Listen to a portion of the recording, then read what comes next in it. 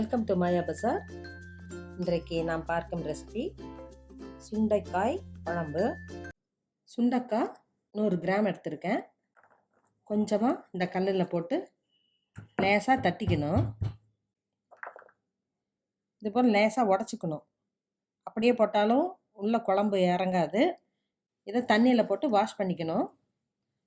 அது உடையிறதுனால குழம்பு உள்ளே இறங்கி நல்லா டேஸ்ட்டாகவும் இருக்கும். கொஞ்சம் விதையும் குறையும். ரொம்பவும் விதையாக இருந்தாலும் சாப்பிட நல்லா இருக்காது. எல்லாத்தையும் கொஞ்சம் கொஞ்சமாக போட்டு தட்டி எடுத்துக்கணும். புளி ஒரு எலுமிச்சம்பழம் அளவு எடுத்துருக்கேன். இதை கழுவிட்டு வார்ம் வாட்டரில் ஊற வச்சு கரைச்சி ஃபில்டர் பண்ணி வச்சுக்கணும். தேங்காய் 3 டேபிள் ஸ்பூன் எடுத்திருக்கேன். இதை மிக்சியில் ஃபைன் பேஸ்ட்டாக அரைச்சி வச்சுக்கணும். நல்லெண்ணெய் 3 டேபிள் ஸ்பூன் ஊற்றிருக்கேன். காஞ்சிருச்சு. கடுகு 1/4 டீஸ்பூன் இடிச்சிருச்சு.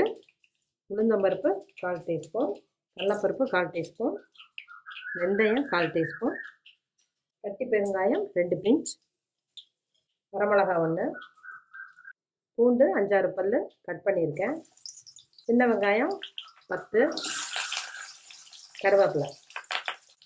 1 நிமிடம் ஃப்ரை ஆகட்டும். 1 நிமிஷம் ஃப்ரை ஆயிடுச்சு. தக்காளி 1, இதுவும் 1 நிமிஷம் ஃப்ரை ஆகட்டும். 1 நிமிடம் ஆயிடுச்சு. சுண்டைக்காய் உடச்சி கழுவி வச்சுருக்கேன், அதை போட்டுடலாம். இதுவும் 2 நிமிஷம் ஃப்ரை ஆகட்டும். ஃப்ரை ஆயிடுச்சு. மஞ்சள் தூள் 1/4 டீஸ்பூன், சாம்பார் தூள் 1 டீஸ்பூன், புளி கரைச்சி வச்சுருக்கிறேன், அதை ஊற்றிடலாம். 1/2 கப் அரிசி கழுவுன தண்ணி.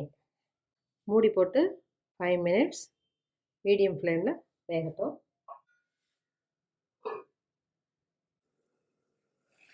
5 மினிட்ஸ் ஆயிடுச்சு. குழம்பு கெட்டியாயிடுச்சு. அரைச்சி வச்ச தேங்காயை ஊற்றுறேன். கொஞ்சம் தண்ணி,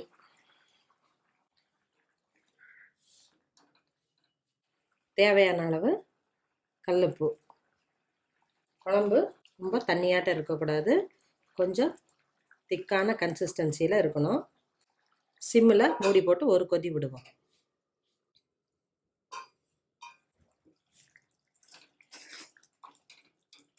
நல்லா கொதி வந்துடுச்சு. ஸ்டவ் ஆஃப் பண்ணிடலாம். சுண்டைக்காய் புளிக்குழம்பு ரெடி ஆயிடுச்சு. சுண்டைக்காய் குழந்தைகளுக்கு ரொம்ப நல்லது.